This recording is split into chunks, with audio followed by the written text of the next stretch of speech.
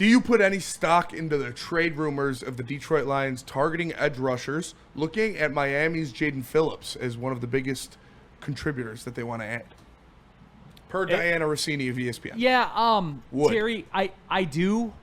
But I don't think like they're gonna break the bank or bend over backwards. If something falls in their lap, they'll do it. Right. I just go to.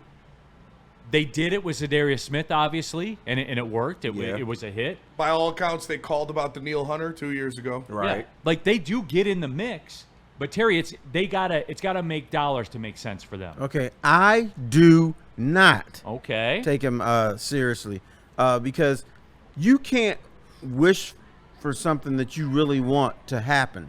And I think a lot of this is fan and media generated because they so desperately want the Lions to get an edge rusher. And no matter, every time a team falls off the map, it's, the Lions are after their edge rusher. No, they're not. I really don't believe that Brad Holmes is. How many times does he have to tell you, shut the fuck up, we're not getting an edge rusher? That was but at the still beginning pressing of that the out season, there. though. Huh? That was at the beginning of the season. I think it's a little different now. I think the whole plan all along was let's take it to the trade deadline and see what's available. And when you look at just the situation right now, Hassanine's hurt. Josh Paschal was supposed to be back, week 2 or 3? And we haven't heard a peep ever since then. Yeah. I think they are in a position to where, AQM has been really good for us. But in terms of run defending, he's not the best. So if you can go out and get a Phillips and turn AQM back into a 3-down type of rush the passer type of guy, I think they're going to do it this year. That's just me. Okay. And that's fine. I could be wrong. I'm hoping to be wrong. Real quick in the chat, Jake Wegner says, would it make more sense for them to look at an O-line guy instead, given Decker's health? Guys, you got to remember, okay? O-linemen don't go. This isn't your fantasy league. Yeah, man. You don't just go to the waiver wire Who's and got pick a the best starting left line. tackle they want to trade us? That's what I'm saying. If he's good, you're going to keep him. Yeah, you guys got to think from an economic perspective. Right. When the last time y'all saw demand. a big O-lineman move markets? You can pick up an offensive lineman off waivers that would be the same level of play as somebody you would be able to trade for. Exactly. Bingo. Nobody's going to trade you a starting caliber offensive lineman like that unless it's for a I got a great price. left tackle for him. 50. Who's that? Penei Sewell. There you go. Let's try that. Boom. There you go. It's going to happen one day. Jay Rich in the chat. Make them say, Right. And you hearing this edge talk like a couple weeks before the deadline. I think they really in on one. I think they're going to do it this year. Real Cream of Wheat says, ain't no team getting rid of their edge. You got one last year. And there's multiple available this year. Multiple. No, absolutely. And Cincinnati said they don't want to move on from Trey Hendrickson, so that's not a piece that you're looking at. But when you look at New Orleans, when you look at Miami, New York Jets, those are all guys that, like, Jermaine Johnson has been rumored to be in talks. Cam Jordan, if he wants to stay in New Orleans or go somewhere. Way too much money left. It was like $9 million, I think, after post-trade. Post June 1st trade, I think he would be at $9 million this year. Jermaine Johnson would only be at $1 million this year. Now you're talking. Yeah, that post trade exception. So they're gonna get somebody. I'll believe it when I see it. Brad Holmes has done it at the trade deadline, tried to get an edge, or has gotten an edge the past 2 years. So he hasn't gotten. You know what? 30,000 foot. He hasn't gotten the credit.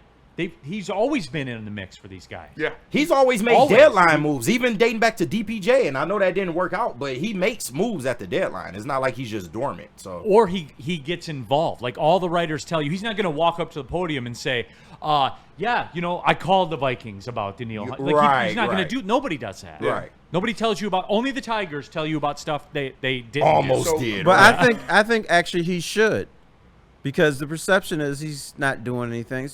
So float it out there. Yeah, I tried this and it didn't quite work out. I think that'd be better for him, PR-wise. Yeah, and you're not going to get a starting left tackle from anybody. So we'll see what happens. I do believe that I'll believe it when I see it. That's how I'm living because, like we said, Pascal going to come back at some point. Right, we haven't heard shit. Marcus Davenport can be activated off the IR in a couple weeks. Yeah, Ahmed, he's back. Right, I told you he will return. Ahmed Hassanin. That's Marcus Davenport's music. Yeah, Ahmed Hassanin is bench pressing already. Like they said they want him back by the playoffs. So we'll see what happens. Maybe you know what though, Spenny? You said I'll believe it when I see it. Yeah. I think that's Brad Holmes' approach. Yeah. I'll believe it when I see it Right. in terms of the deal. All I right, would love a Jaelan Phillips or a Jermaine Johnson Yeah. or somebody like that. And if it costs you a fifth No, round or pick, maybe you know, it's sure. I'll do it if I believe in it. There you go. By the way, for the Caps Not Real people, which there's a segment of those folks at this network, right? There are. There Is are. that fair? Yep. Cam Jordan has a $19 million cap hit next year when he's not on the team, a $6 million cap hit in 2027, a $3.3 million cap hit in 2028, and $1 million cap hit in 2029. Shout out Justin Advocator. Yep. Probably not gonna happen. All right, next one. Yeah, I think Jaelan Phillips is like $3 million post trade or post June 1 trade, and Jermaine Johnson was like $1.5 million. Yeah. Next question of the Lions bye week, foe for foe. Do you think Jamison Williams and Isaac Tesla need more involvement in this offense? I would say yes, but once again, it's game by game. It's game dependent. What do you got, Terry? Right, and especially J-Mo, because J-Mo is starting to chirp up a little bit, and you don't want a disgruntled person, saying a bunch of junk out there, because this team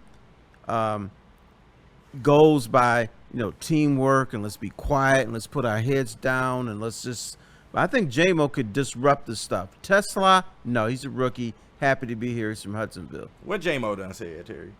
What J-Mo done said? He done kind of came out to the news and said he ain't really tripping over the targets.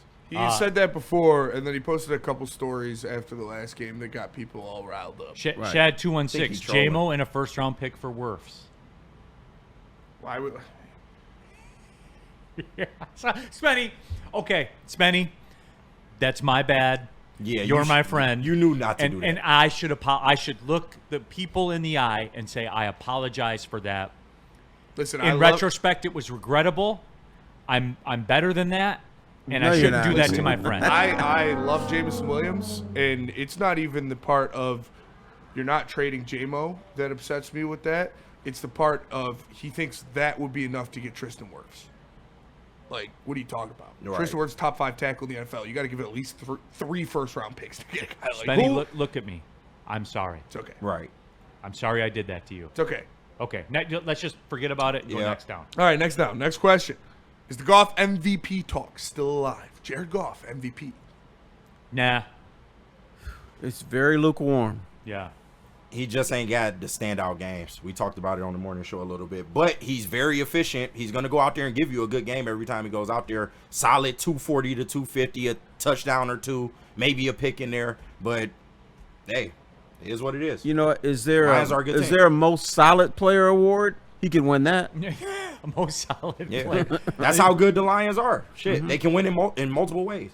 Woodward Sports chat thread, Chuck Brewer, Neil, stop treating Spenny like us Michigan fans. I'm sorry. Right, you know better, man. Come on now. I'm sorry. But no, it's not. Doesn't it feel like, because last night, for instance, when you look at the Chargers and what they did, Justin Herbert had like 200 yards passing at halftime, finished with like 221. Like, it's just, games aren't like that this year. No. For some reason. I think it's the kick returns. Could be. I think it's the They're kick setting up- returns. Yeah, Could be. could be. Because you do 5 kick returns, that's 150 yards that Yeah. you can't get offensively. Yeah. I think that's what it is, but I don't know. Well, yeah, there's something to it, because back in the day, you start at the 20 to 25 yard line. Now it's the 35 to 40, so those yards got to come out of somewhere. Correct. That's what I think it is. Silent service. Neil Steve is Wild not sorry. says, hell, I'd do that. Just saying, yeah, of course you would do that. Every single GM in the world would do that. Right. Except for the Bucks. Who have worked. Yeah. And are still in contention for something. Like, you're what trying to win a division. If you're Yeah, gonna like, trade the what? They were 5-1 5 multiple- days ago. Yeah, Right. would you trade Penei Sewell for Ibuka and a first-round pick? Right. I know I wouldn't. Thank you for that, by the way. Right. Yeah, I might decline that offer. Yeah, I'm about to clap. That's crazy. All right, next down. All right, let me just gotta final think, question of the Lions 4 for 4. Do you guys remember what it feels like to play at 1 p.m. on Sunday? Spenny, I did this the last time when we played the Cleveland game. I did this with Sean Baligian when we were live at Second Best, which we will be for that Vikings game. Shout out. From 10 to noon. I said, Terry. Or Sean. I said, Terry. I Oh. said to Sean. I said, Sean, if you know what I feel like right now? I feel like the guy that made it, that made it off the block. And now I'm pulling up back in the old neighborhood, the old 1 o'clock neighborhood, and like I'm pulling up the car over, right? And seeing the druggy Dolphins and I'm shit. pulling the Bentley over to the side, right.